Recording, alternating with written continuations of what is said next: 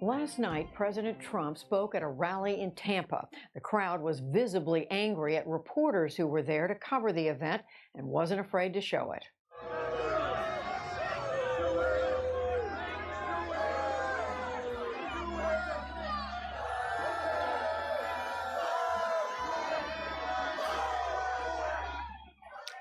Today, the president retweeted some of this video. Also in the crowd last night, people who believe in the QAnon conspiracy theory. QAnon claims that a shadowy cabal within the U.S. government is at war with President Trump, and that the president will soon purge the country of these enemies. For more on this conspiracy theory and how it's spread, I'm joined by the NewsHour's PJ Tobia, who's been following this. PJ, first of all, what is QAnon? So this all started last fall on 4chan, which is an anonymous online message board. And last fall, a user calling himself QAnon began posting little nuggets of information. Q is actually a reference to the Q clearance. It's one of the highest security clearances in the U.S. government.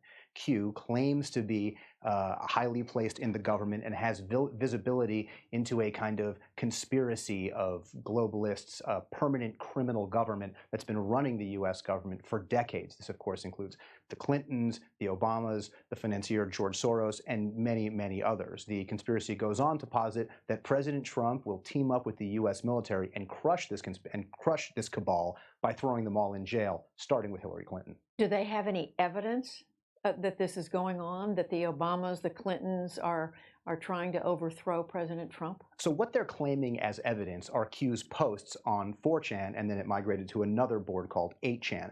And these are these cryptic little, he calls them breadcrumbs, because that's really what they are. And they're little clues, watch for this, look for that. And people take them and unpack these breadcrumbs and read into it kind of what they will. And things like President Trump's tweets, where it's well known that he misspells things occasionally or maybe uses improper grammar. He says those are actually clues, part of the president actions that the president is about to take to crush this cabal.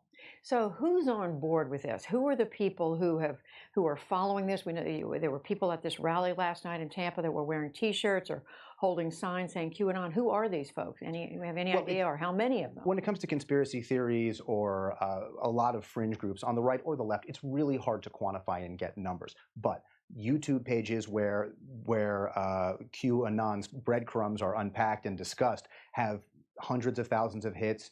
Twitter accounts dedicated to this have tens of thousands of hits. So there's a lot of folks who are engaging in this content online. Now, some people who are experts who watch conspiracy theories and conspiracy groups say it's probably not nearly the number of people who say believe that the moon landing was fake or that they're a conspiracy about the JFK assassination. But still, some prominent celebrity Trump supporters, like former Boston Red Sox pitcher Curt Schilling and Roseanne Barr, have tweeted and said things positively about the QAnon conspiracy. And there was one of the people who believe in this, you said, who showed up at the Hoover Dam in June? Exactly right. In June, a young man showed up at the Hoover Dam, resulted in an armed standoff with law enforcement. He had a sign that said, "Release the OIG report." That was referring to a Department of Justice Office of Inspector General report into Hillary Clinton's use of a private email server. Now, interestingly, when this young man did that, that report had already been released. But QAnon said in a posting that the real report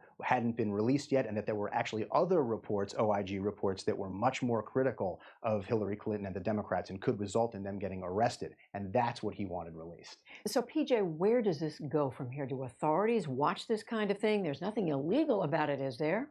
No, there's nothing illegal about it at all. I mean, they're just talking on social media.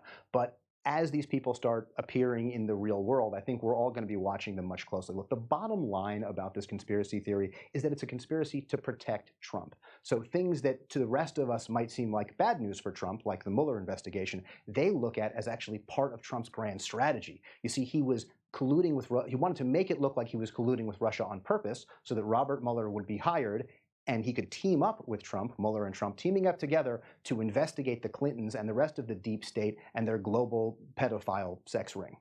So that takes a lot of thinking to get that far. And a lot of talking. They spill a lot of digital ink online about this stuff. PJ Tobia, who's been following this, and I know will continue to follow it. Thank you, PJ. Thank you, Judy.